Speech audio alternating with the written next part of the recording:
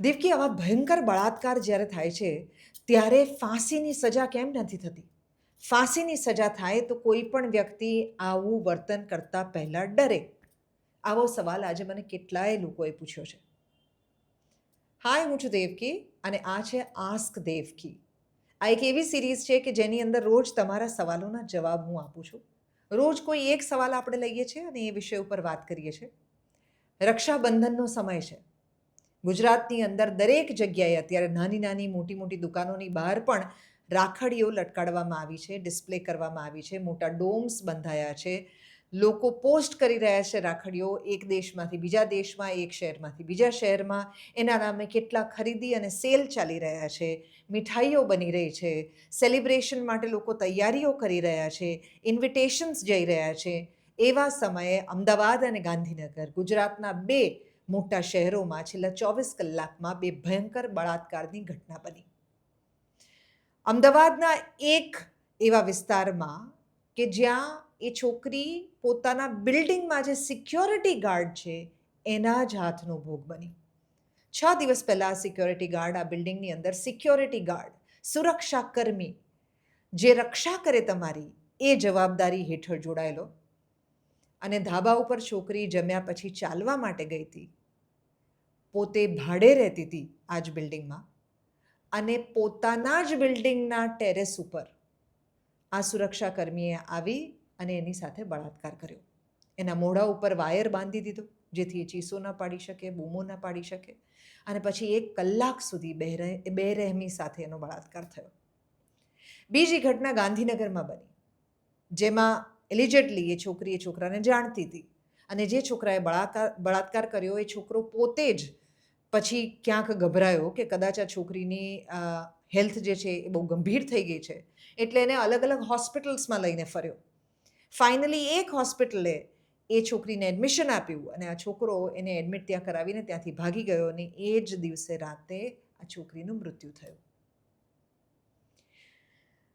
રક્ષાબંધન જેવો તહેવાર કલ્ચરલી આપણી સાથે કેમ જોડવામાં આવ્યો છે કે જ્યાં જે સમાજની અંદર સ્ત્રીને દેવી તરીકે પૂજાય છે, સ્ત્રીને મા તરીકે પૂજાય છે, સ્ત્રીના લક્ષ્મી પગલાં, સ્ત્રીની સરસ્વતી, આ અલગ અલગ આભા જે છે એનું સેલિબ્રેશન થાય છે. એને દુર્ગા તરીકે કે કાલી તરીકે, માતા તરીકે જ્યારે પૂજવામાં આવે છે, ખોડલમાં હોય કે આપણે નવરાત્રિની અંદર જે પણ આદ્ય શક્તિની પૂજા કરીએ છીએ, આ બધામાં સતત ભૂલી જઈએ છીએ કે જો ઉંબરાવાળી રીહ છે તો ડુંગરાવાળી રીહ છે. તમારા ઉંબરમાં, તમારા ઘરમાં, તમારી ઓળખાણમાં, તમારી સમીપમાં જે સ્ત્રી છે એની રક્ષા જો તમે કરશો, એને જો રિસ્પેક્ટ કરશો, એનું જો તમે માન સન્માન રાખશો, એનું જો ધ્યાન રાખશો, તો ગોખમાં બેઠેલી માં પણ તમારું ધ્યાન રાખશે. આપણે ત્યાં આપણા ઘરની સ્ત્રીઓ પણ માલિકી ભાવ સાથે સચવાય છે. મારી માને આ કર્યું, મારી બહેનને આ કર્યું, મારી પત્નીને ગાળ દીધી, મારું જે છે એની ઉપર વધારે અગત્ય છે એ જે પાત્ર ભજવે છે તમારા જીવનમાં એનાથી વિશેષ. કોઈ મહિલા જ્યારે મા બને છે એના પછી જ એ શું પૂજનીય થઈ જાય છે? તો એ જે મા બની એના 1 દિવસ પહેલાં શું હતી? મા બની ગયા પછી એની સાથે જુદું રિસ્પેક્ટ હોવું જોઈએ. હમણાં ટોક્સિક નામની ફિલ્મનું ગીત રિલીઝ થયું કે જેની અંદર કિયારા અડવાણી કે જે હમણાં જ મા બની છે અને યશ કે જે હમણાં જ પિતા બન્યો છે, એ બંને જણા પોતાના પ્રોફેશનને નિભાવી રહ્યા હતા વિથ અ વેરી એરોટિક સોંગ. પણ એમાં માને ખૂબ ગાળ પડી. પિતાએ તો ક્યાં પોતાનું પિતૃત્વ સાબિત કરવાની જરૂર છે? એને માટે થઈને એણે અમુક જ પ્રકારના કપડાં પહેરવા, એણે અમુક જ પ્રકારનું વર્તન કરવું એની જરૂર નથી. એ તો કંઈ પણ કરી શકે. આપણે મૂળ કલ્ચરલી જે રીતે આપણા આસપાસ જેન્ડર રોલ્સને સમજી રહ્યા છીએ કે નથી સમજી રહ્યા, એને કારણે થઈને આપણે રેપ જેવી પરિસ્થિતિને નથી ટાળી શકી રહ્યા. આપણું ફોકસ જ ખોટી જગ્યાએ છે.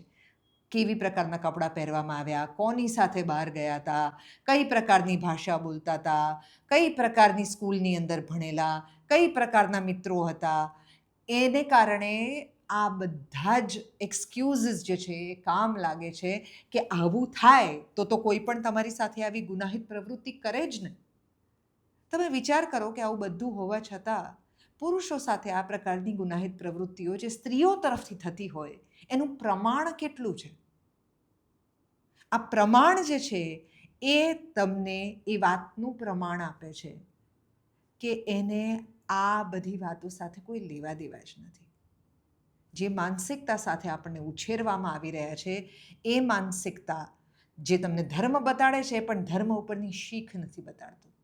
જે માઇથોલોજીને તમને પોતાના જીવનનો સાર આને જ જોઈને જીવવું જોઈએ, આના જ માટે દેશપ્રેમને દેશદાઝ બતાડવાના છે, આના જ માટેનું ડેડિકેશન બતાડવાનું છે, એવું બધું સમજાવે છે. પણ એ જ માઇથોલોજીની અંદર દ્રૌપદીની જે પરિસ્થિતિ થઈ કે સીતાની જે પરિસ્થિતિ થઈ એ જ આપણે પણ આપણી આસપાસ આજે પણ 5000 વર્ષ પછી પણ આપણી સ્ત્રીઓની પણ કરી રહ્યા છીએ ને એમાંથી કંઈ જ શીખ નથી લઈ રહ્યા. એ વાત મગજમાં ઠોકીને નથી બેસાડતું. આપણે ગીતાનો સાર સમજવો છે, પણ શું આપણે ચીરહરણનો સાર પણ સમજવો છે? શું આપણે દ્યુતનો સાર પણ સમજવો છે?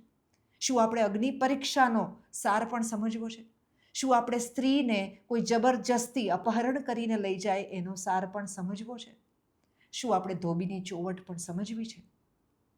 આ બધું સમજવું પણ એટલું જ અગત્યનું છે જેટલી બાકીની વાતો સમજવી અગત્યની છે. પણ એ વાતો સમજતી વખતે આપણું મગજ ક્યાંક બેર મારી જાય છે. આપણને એમ થાય છે આ તો બીજાની સ્ત્રીઓ સાથે થાય છે. મારી માં, મારી બહેન કે મારી દીકરી સાથે તો આ નથી થતું. ભલે હું કોકની દીકરી કે કોકની માં કે કોકની બહેનની સાથે આ કરું છું. અગેન અનફોર્ચ્યુનેટલી આ કોન્વર્સેશન મેન અને વિમેનની વચ્ચે ટ્રાન્સફર થઈ રહ્યું છે, પણ મૂળ આ પાવરની વાત છે. કારણ કે મોટા ભાગના રેપ્સ જે છે એ લસ્ટનું રિઝલ્ટ નથી હોતા, પાવર એસ્ટાબ્લિશમેન્ટ હોય છે. કોણ કોની ઉપર વધુ અધિકાર જમાવી શકે, પાવર બતાડી શકે, કોણ કોને વધુ કંટ્રોલ કરી શકે એના માટેની આ જદ્દોજહદ હોય છે. અને એનું કોક ફ્રસ્ટ્રેશન કોક જગ્યાએ નીકળે એવું પણ હોતું હોય છે. હમણાં જ આપણે ત્યાં ભારતમાં એક ગામડાની અંદર એક મહિલાની ઉપર બળાત્કાર થયો. એ મહિલાએ એને રિપોર્ટ કર્યો, એના માટે થઈને સરપંચે એને આખા ગામની વચ્ચે થૂકીને એનું થૂક જે છે, સરપંચનું થૂક જે છે ચટાવડાવ્યું. કીધું કે માફી માંગ કે તારી પર બળાત્કાર થયો એને તું રિપોર્ટ કેવી રીતે કરી શકે? તો આ થૂંક ચાટ આખી બજારની વચ્ચે, આખા સમાજની વચ્ચે, સો દેટ બીજી બધી જ સ્ત્રીઓ એવું શીખે કે ક્યારેય પણ એમની સાથે બળાત્કાર થાય તો કમ્પ્લેન નહીં કરવાની. આ છે આપણી આજની પણ રિયાલિટી. અને આની સાથે આપણે લડી રહ્યા છીએ. 3 મહિનાની, 6 મહિનાની, 12 મહિનાની દીકરીઓ સાથે પણ બળાત્કાર થાય છે અને 70-80 વર્ષની મહિલાઓ સાથે પણ બળાત્કાર થાય છે. બળાત્કાર કેમ થયો એના કારણમાં પડવાને બદલે થવો જ ન જોઈએ એની જિદ્દમાં પડીએ તો. આ છે મારો આજનો જવાબ અને સમાજ માટે આજનો સવાલ. આસ્ક દેવકીમાં તમે પણ તમારા સવાલ પૂછી શકો છો. મારી સમજણ પ્રમાણે હું જે પણ જવાબ આપી શકું એ તમારી સાથે રોજ શેર કરું છું on this YouTube channel. Thank you for watching.